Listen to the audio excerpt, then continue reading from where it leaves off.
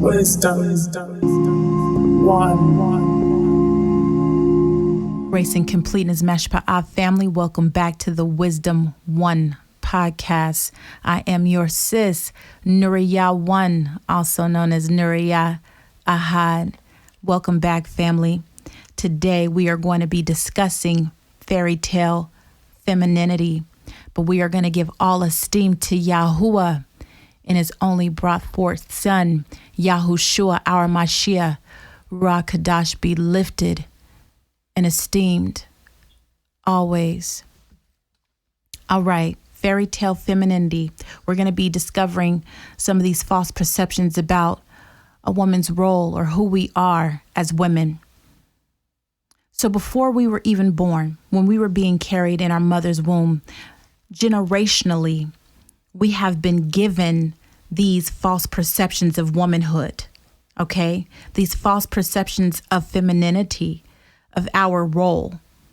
They were introduced into our souls by way of being taught things. The seeds were planted because of former generations.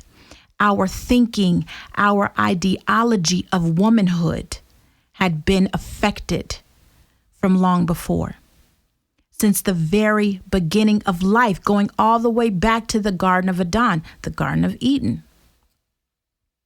See, the enemy chose to attack the woman first.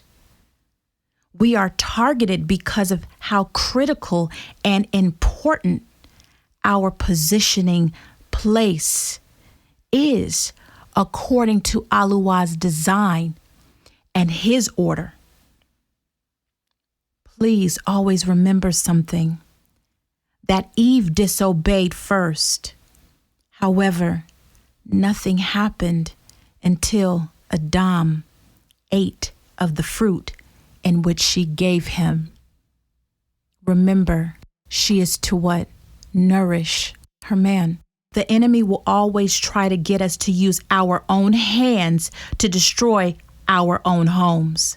A foolish woman tears down her house, according to Mashley, which is Proverbs 14:1. A wise woman builds, a foolish woman tears down.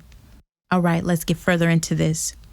One of the most dangerous forms of education that we receive as little girls is from fairy tales.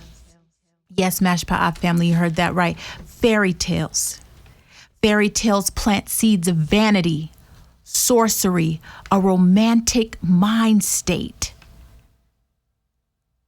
And that this false ideology that men somehow solve all of our problems. Like once we get married, we have this false perception that everything is supposed to be perfect. We're supposed to get everything we want. We're supposed to just live that fairy tale life. And the word fairy tale in and of itself has wicked stance inside of it. Okay?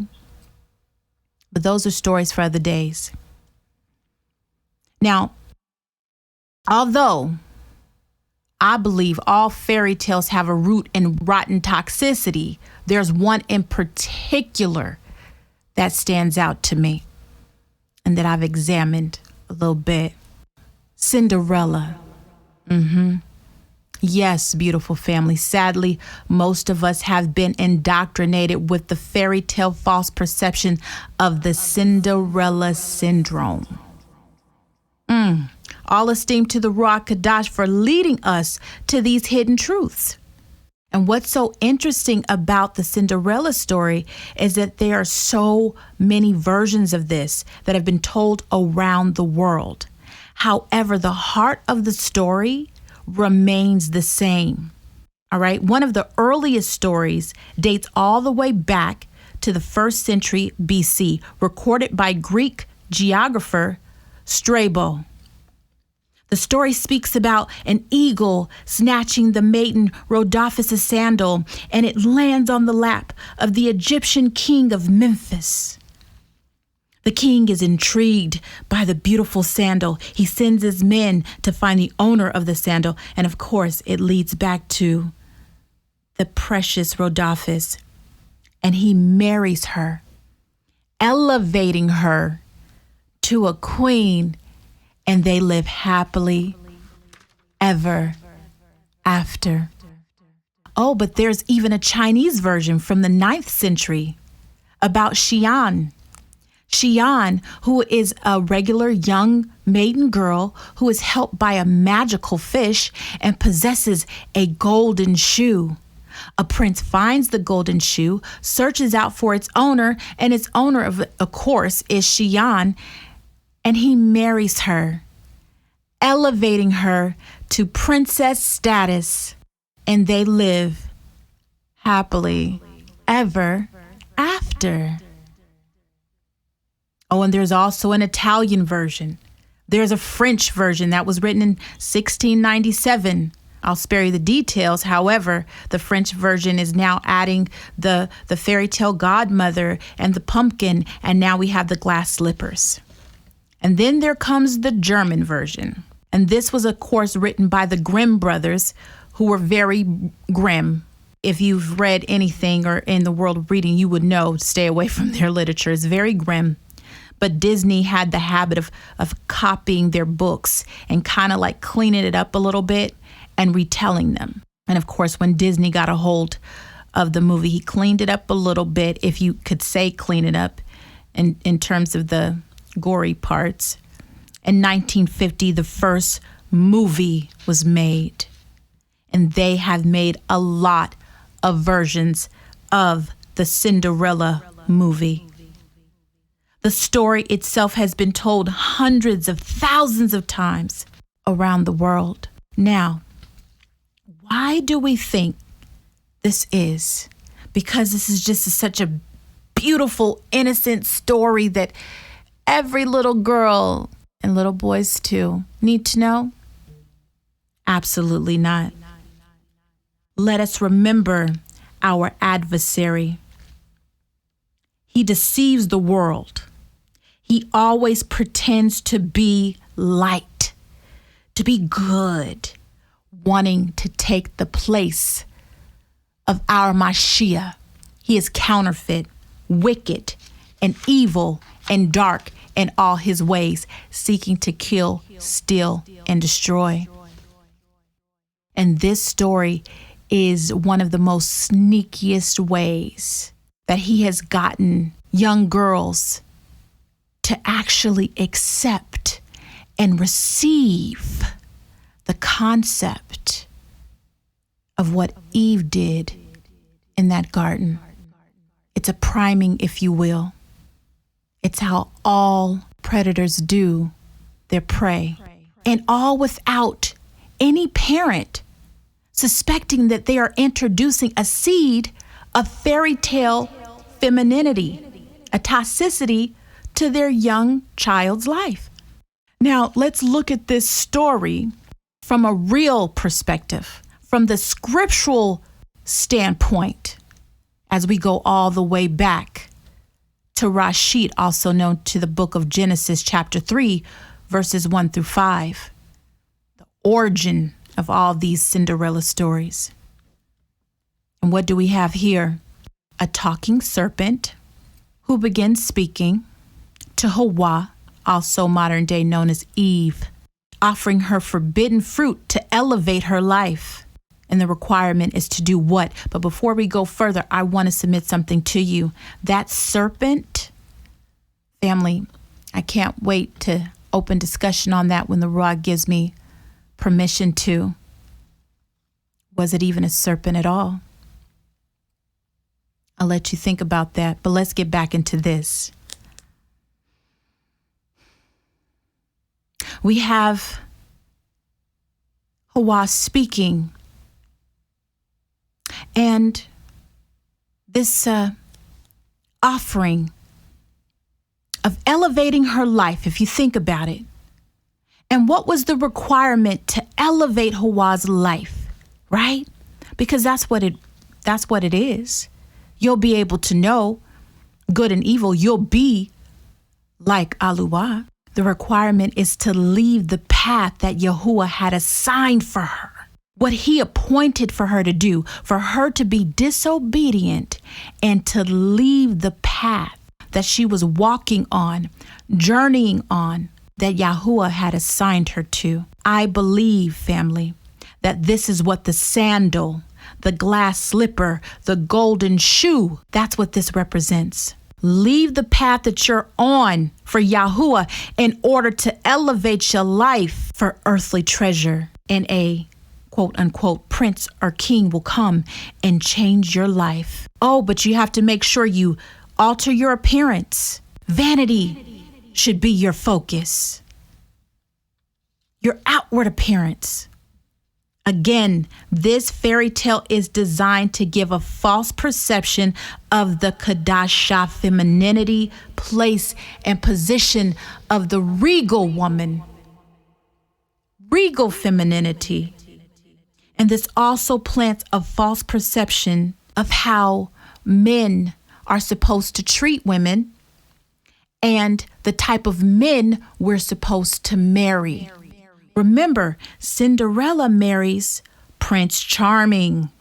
Prince Charming is defined as to control or achieve by or is if by magic, sorcery. He's charming. He's charming. It's all there in his name. So who really are you marrying in fairy tale femininity in order to gain your earthly treasures and goods? Who is Prince Charming? And those who come in that same type of spirit, who are they? In addition to that, with the false perception of man, there's something implanted that once we meet this Prince Charming, he will shower us with treasures and give us the world, and we'll have no more problems, as I mentioned early. And we live happily ever after. As long as we keep up with our vanity, our outward appearance, that's what's important. The looks, that's fairy tale femininity and not regal femininity. And we know that this is not the truth. A seed of fantasy and romance influences our thoughts on real life marriage that is described scripturally. It alters Yahuah's design for the covenant he created in marriage. Because scripturally, we are to focus on the inner person, trusting and obeying in Aluah. That's what's mentioned in scripture, according to 1 Peter 3, chapter 3, 3 and 4. Now, Cinderella is just one example of the toxic false perceptions of femininity, place, positioning of women. And yes, we've spoke on this briefly in prior conversations that we've had. Music, movies, TV shows, entertainment. We spoke about the myriad of indoctrination received through TV shows that we were told were clean, great, and good, and still being boasted about today, that promoted emasculating men, the heads of our home. Women were portrayed to be the smartest and the heads of the house, making the man feel like or lying and laughing behind his back as if he was the head. The false perception of women being weak if they accept their position in the home of being a strong azar and help to their man. Hasatan did a number with that. And even if in the media and in these TV shows, the woman would be the help, if you will, of her home, she would be like unintelligent, unable to, she couldn't complete sentences without asking her husband like what to do or how to do. Like she didn't have a mind. The roles were reversed, or if they were put in place, they were distorted. And if we do what we are called to do in our relationships according to Aluah, there is function, there is order in the home. Remember, he's the designer, he's the creator. He knows how this works. There is nobody else that we're to follow in order to find out how to have function in our home. And also single women, this is good to hear, because in real life, if we as single women When we listen to that toxicity before we enter into our relationships or just in general in life, we have a problem with submitting to our direct head before we're married, and that's Yahushua Mashiach. There's a distortion of his order and design. Submission is not a sign of weakness. Submission to Aluah is very powerful. It's a very powerful stance against the enemy. It takes spiritual strength. Aluah, again, has designed us in the place that he wants us to put in our home. Submission is a part of that, to our positioning in him, in our homes. The men are appointed and assigned the heads, the leaders of our home. That's his design. And it doesn't mean that we are underfoot. That's also a false perception and fairy tale femininity. We submit one into another and we become a strong one. Scriptural regal femininity is to shema, to trust Aluah no matter what the circumstances and any situation, to accept whatever task is given to her by Yahuah and his son with a quiet and calm spirit. Again, no anxiousness, no fear, no doubt, just faith in his love. According to 1 Peter chapter 3 and 4. And there's many other scriptures that supports that. And those are definitely conversations I'm willing we're going to have in the future, in the near future.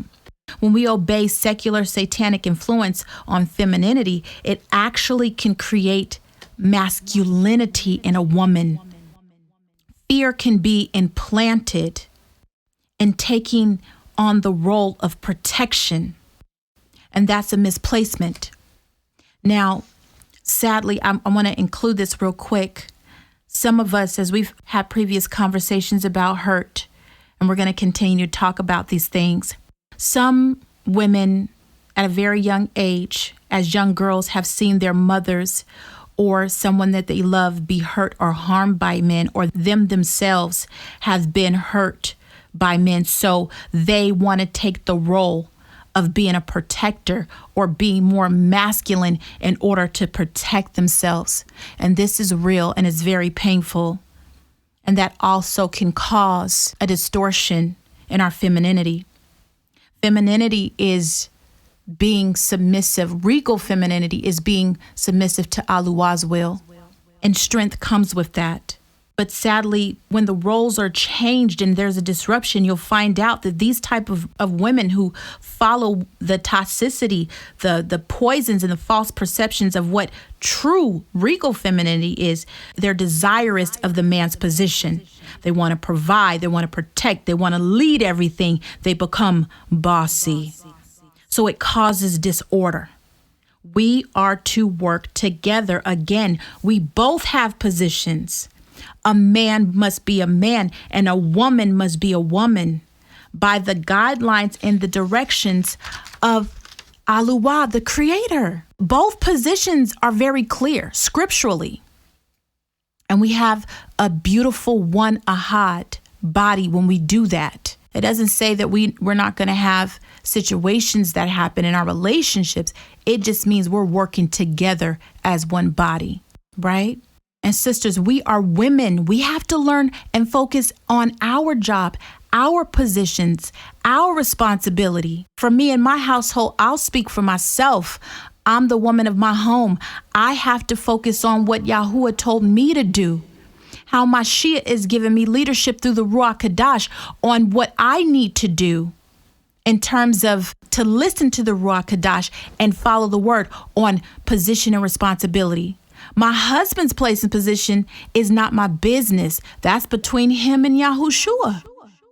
I'm still trying to learn to do my position. And this is after over 2 decades of marriage. I'm going to keep it real with everybody. All esteem to Yahuah in his only brought forth son. Okay? We're learning together. That's the beautiful part. But we must trust Aluah to take care of us and to protect us while we submit to our positionings and responsibility. Although I will say I am Barak, my husband Yesod does a good job of his role. All esteem to the Most High. However, again, my focus has to be on what Mashiach is calling me to do. See, it's amazing how the entire atmosphere changes with that one premise on focus.